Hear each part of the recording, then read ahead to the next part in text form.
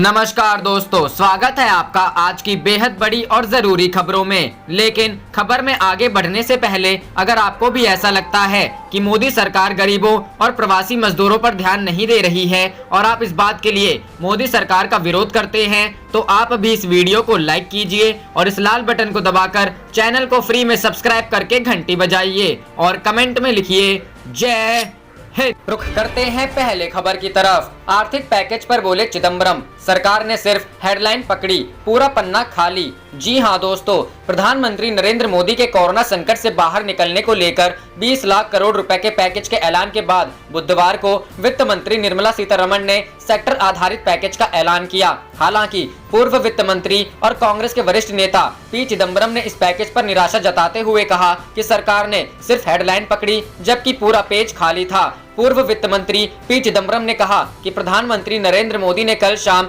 खस्ता हाल अर्थव्यवस्था को फिर से पटरी पर लाने के लिए आर्थिक राहत पैकेज का ऐलान किया था और कहा कि यह पैकेज 20 लाख करोड़ रुपए का होगा। लेकिन जैसी कि उम्मीद थी कि सरकार ने हेडलाइन पकड़ लिया जबकि पूरा पेज खाली था। उन्होंने कहा, मैं पहले बता दूं कि लाखों गरीब, भूखे और तबाह प्रवासी श्रमिकों के लिए वित्त मंत्री ने आज जो कुछ कहा उसमें कुछ भी नहीं था।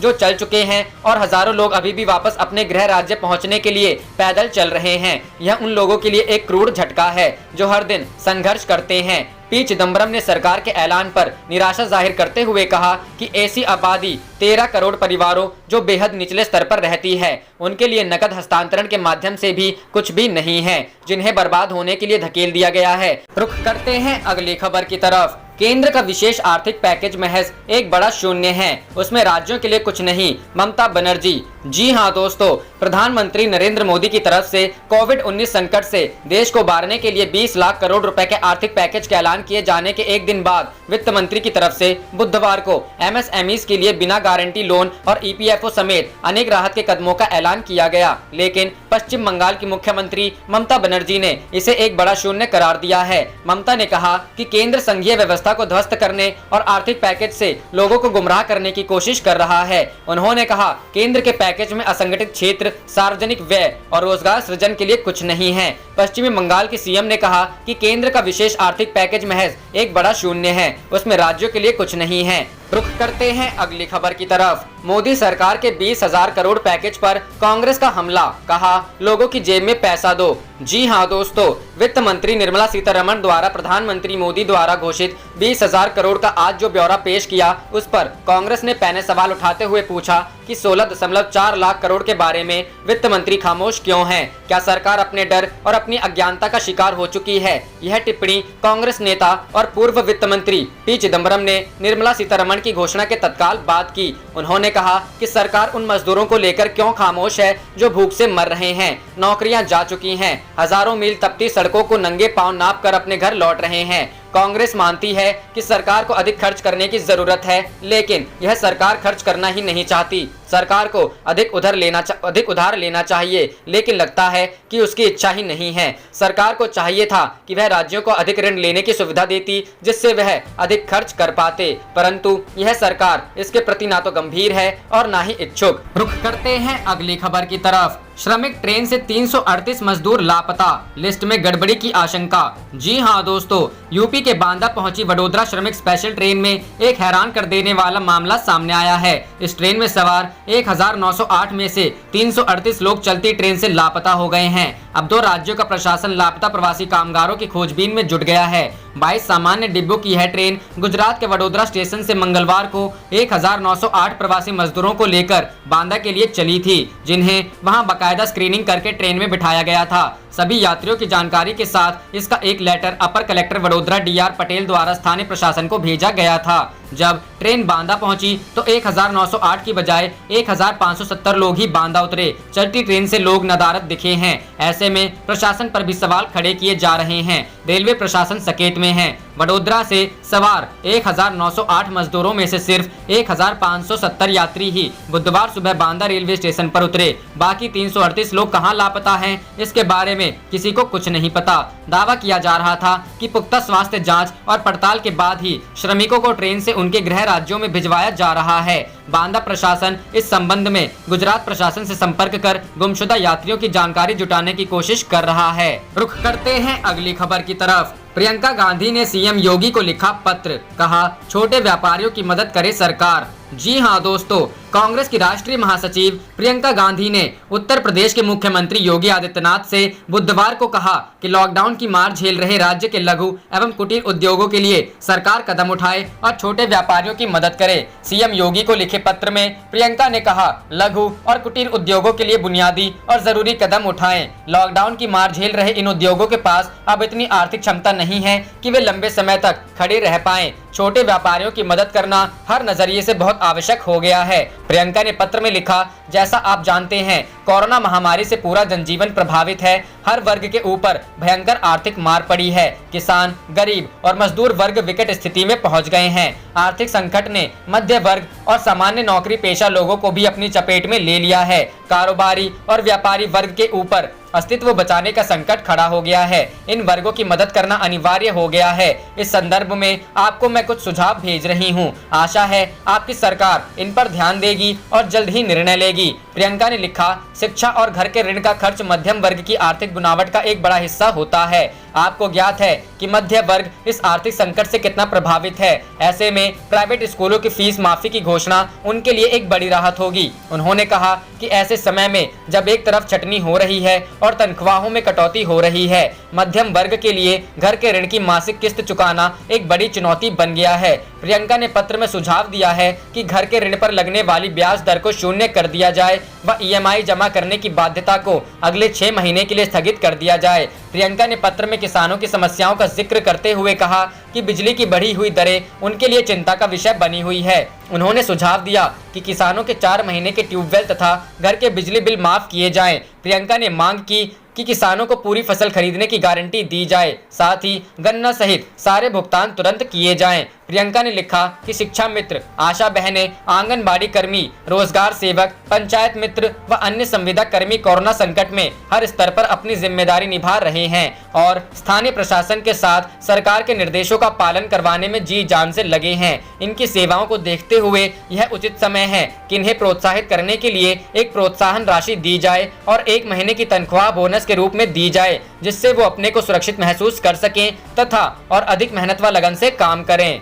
रुख करते हैं अगली खबर की तरफ। पीएम के संबोधन पर आया कांग्रेस का बयान। मीडिया को हेडलाइन तो दे दी, लेकिन देश को। जी हां दोस्तों, कोरोना संकट के बीच प्रधानमंत्री मोदी ने राष्ट्र के नाम संबोधन में 20 लाख करोड़ के पैकेज का ऐलान किया। इसके साथ साथ उन्होंने लॉकडाउन 4.0 की भी बात की। पीएम ने कहा कि 20 लाख करोड़ रुपए का यह पैकेज आत्मनिर्भर भारत अभियान को नई गति देगा। इसके साथ साथ उन्होंने कहा कि लॉकडाउन का चौथा फेज होगा, लेकिन यह पूरी तरह से नए रंग रूप वाला होगा। इसके लिए नए नियम तय किए जाएंगे। पीएम मोदी के संबोधन के बाद अब मुख्य विपक्षी दल कांग्रेस की तरफ से रिएक्शन आया है। कांग्रेस के मुख्य प्रवक्ता रणदीप सुरजेवाला ने ट्वीट कर लिखा, माननीय मोदी जी, आपने संबोधन से मीडिया को खबर बनाने की हेडलाइन तो दे दी, पर देश को मदद की हेल्पलाइन का इंतजार है। वादे से हकीकत तक का सफर पूरा होने का इंतजार रहेगा। इसके अलावा उन्होंने एक अन्य ट्वीट में लिखा, घर वापसी करते लाखों प्रवासी मजदूरों भाइयों को राहत, घाव पर मरहम, आर्थिक सहायता व सुरक्षित घर लौटने की मदद पहली जरूरत है। उम्मीद थी आज आप इसकी घोषणा करेंगे।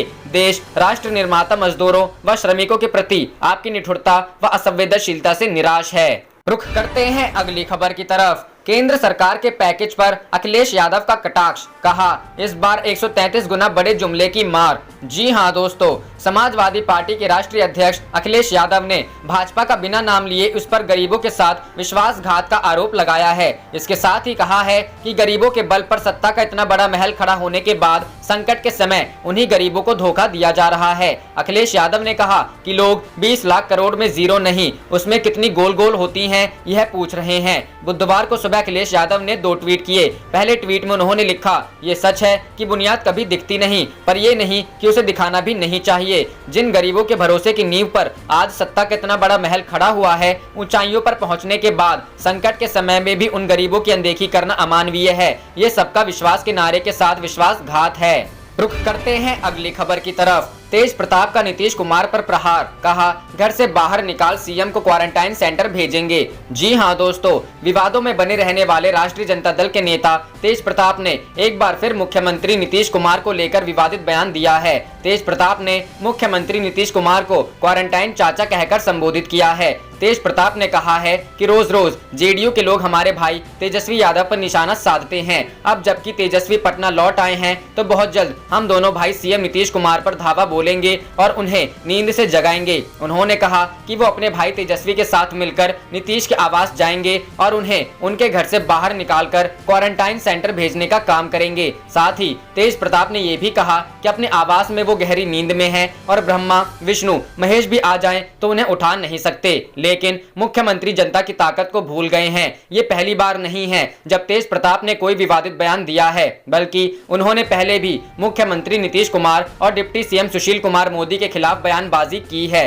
कुछ दिनों पहले ही एक सार्वजनिक समारोह में तेज प्रताप ने नीतीश कुमार और सुशील मोदी पर आपत्तिजनक टिप्पणी की थी, जिसके बाद जेडीयू और बीजेपी के नेताओं ने तेज प्रताप के खिलाफ हल्ला बोल दिया था। वहीं पिछले दिनों तेज प्रताप ने पटना से सटे वैशाली में एक समारोह में सीएम नीतीश कुमार को कंस कहात कह दिया था, जिसके बाद उनकी बड़ी किरकिरी हुई थी। लेकिन तेज प्रताप अपनी बयानबाजी की आदत से लाचार हैं। जानकारों के मुताबिक दरअसल तेज प्रताप का मकसद ऐसी भाषा के जरिए खुद को सुर्खियों में बनाए रखना होता है। यही नहीं, तेज प्रताप लोगों को कोरोना से लड़ने के टिप्स भी दे रहे हैं। वो कहते हैं कि योगा और फिजिकल वर्क करने से कोरोना भागेगा और शरीर में रोग निरोधी क्षमता का विकास होगा। दरअसल तेज प्रताप खुद को फिट रखने और कोरोना से बचने के लिए अपने घर के जिम में एक्सरसाइज कर रहे हैं। अपने सरकारी आवास पर तेज प्रताप बकायदा अपने जिम में वर्कआउट करते हुए बताते हैं कि कैसे कोरोना से बचा जाए और किन किन एक्सरसाइज के जरिए लोग अपने इम्यून सिस्टम को मजबूत कर सकते हैं। तेज प्रताप कहते हैं कि वो रोजाना वर्कआउट के जरिए